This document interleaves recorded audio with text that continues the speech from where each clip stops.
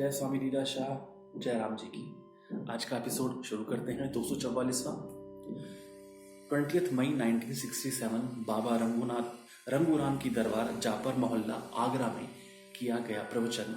Topic है श्रद्धा की आवश्यकता। संसार के दूसरे कार्यों के लिए स्वयं को कितने न कष्ट देते हैं।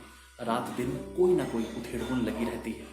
संसार के सारे कार्य तो कर लिए, परंतु अपने आप को पहचाना ही नहीं, तो हमारा संसार में आना ही व्यर्थ है। मामूली चप्पल की भी हमें इतनी चिंता रहती है कि कहीं बदल ना जाए तथा गुम ना हो जाए। यदि इस मनुष्य जन्म में हमने मोक्ष प्राप्त नहीं किया तो फिर किस जन्म में करेंगे। अतः हमें चाहिए कि पहले हम स्वयं को परखें, अपने लक्ष्य को पहचानें, फिर ही हम इस संसार रूपी सफर में सफलता प्राप्त कर सकेंगे। बुल्ला शाह कहता है, अलफ अपने आप नू समझ पहले कि वसत है तेरा रूप प्यारे, बांझू अपने आप दी सही कीते, रहया विच विसोर दी दुख भारी। होर लख अपावना सुख थीवे, पुछ वेख सियानड़े जग सारे, सुख रूप चेतन अखंड है तू, बुला शाह पुकारन दे वेद चारी। यदि अपने बारे में सोचोगे ही नहीं, अपने घर परिवार की जानकारी ही नहीं रखोगे, तो फिर दूसरी कौन सी जानकारी प्राप्त कर सकोगे। एक बूढ़ी औरत के घर में सुई खो गई। वह उसे घर से बाहर ढूंढने लगी। किसी राहगीर ने उससे पूछा, माता क्या ढूंढ रही हो? कहने लगी, बेटे सुई ढूंढ रही हूँ। कहाँ खो गई थी? कहने लगी, बेटे घर के भीतर। फिर बाहर क्यों ढूंढ रही हो? कहने लगी, अंदर अंधेरा लगा हुआ है, इसलिए ही बाहर रोशनी में ढूंढ रही हूँ। हमारा भी यही हाल है। हमारे भीतर हृदय में अज्ञान रूपी अंधकार लगा रहेगा तो फिर संसार में क्या कर सकते हैं। शरीर पर अभिमान मत करो। शरीर अर्थात मुर्दा, जब चाहे आप उसे 50 वर्षों या 100 वर्षों के बाद छोड़ो। मैं तो अभी छोड़ रहा हूं। घड़ा जो बना है वह अवश्य टूटेगा। जिसका जन्म हुआ है उसकी अवश्य मृत्यु होगी। नाशवंत वस्तु पर इतना घमंड। मुंह में क्या है? कान में देखो, आंखों में, नाक में, इंद्री में क्या है? यह शरीर गंदगी व मलमूत्र से भरा हुआ थैला है। घोड़न ए घोटन जीण थोड़ा डीगड़ा, कडह मंज कोटन कडह राही ऋण जा। आत्मा का अभिमान करो कि हम आत्मा हैं।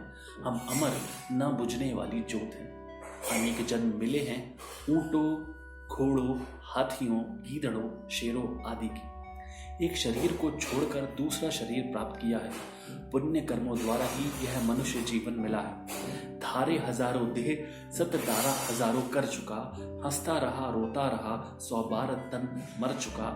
झनझना गया दुख ही सहा, अब तू ना व्याकुल चित्त हो, ब्रह्मात्म में तल्लीन हो, मत भोग में आसक्त हो। जब तक इंसान बच्चों जैसा श्रद्धावान नहीं होगा, तब तक वह प्रभु प्राप्त नहीं कर सकेगा। जब माँ अपने बेटे से कहती है कि वह तुम्हारा बड़ा भाई है, तो उसे यकीन हो जाता है कि यह मेरा भाई है। यदि उसे कहेंगे कि उस तरफ मत जाओ, भूत बैठा है, तो वह नहीं जाएगा। इंसान में ऐसी बच्चे जैसी श्रद्धा होनी चाहिए। संसारी स्वभाव वाला इंसान ईश्वर को प्राप्त नहीं कर सकता। जिन घरों में औरतें सुखी हैं वे घर सदैव आबाद हैं। जहाँ उनका अपमान होता है वे घर दुखी होते हैं। दहेज ने ही बेटियों को दुखी किया है। जैसे जुआ खेलते समय जुआरी चाहता है कि मुझे बड़े पत्ते आएं तथा सारा पैसा मेरा हो जाए, वैसे ही दूल्हे का पिता चाहता है कि लड़की वाले दहेज में अथाह धन देकर मुझे मालामाल कर दें, वे चाहे कंगाल हो जाएं। लड़के की माता भी अपनी सुशील सुंदर गुणवान बहू की कद्र न करते हुए यही चाहती है कि मुझे बेशुमार दहेज मिले। दूल्हा होता है राजा, दूल्हे का पिता महाराजा व दूल्हे की माता महारानी।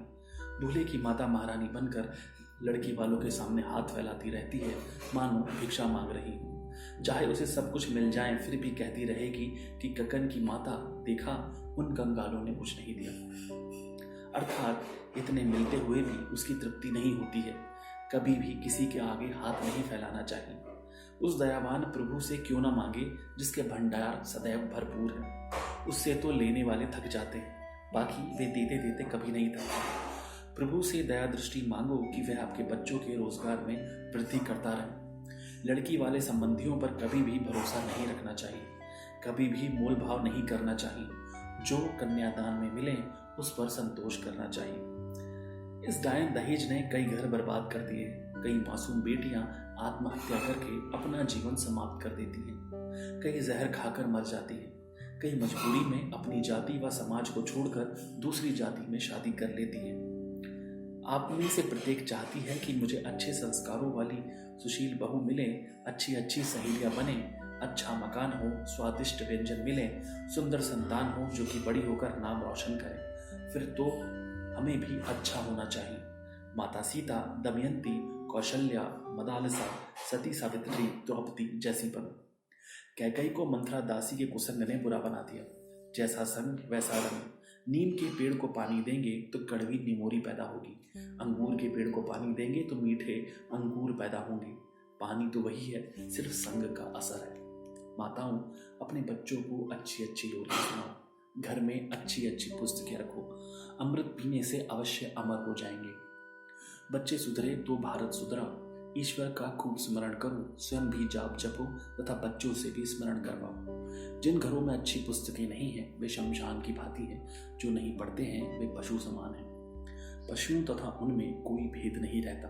रामायण पढ़ने से गृहस्थ आश्रम की सारी जानकारी मिलती है। सीता ने कैसे अपने पति का साथ दिया था।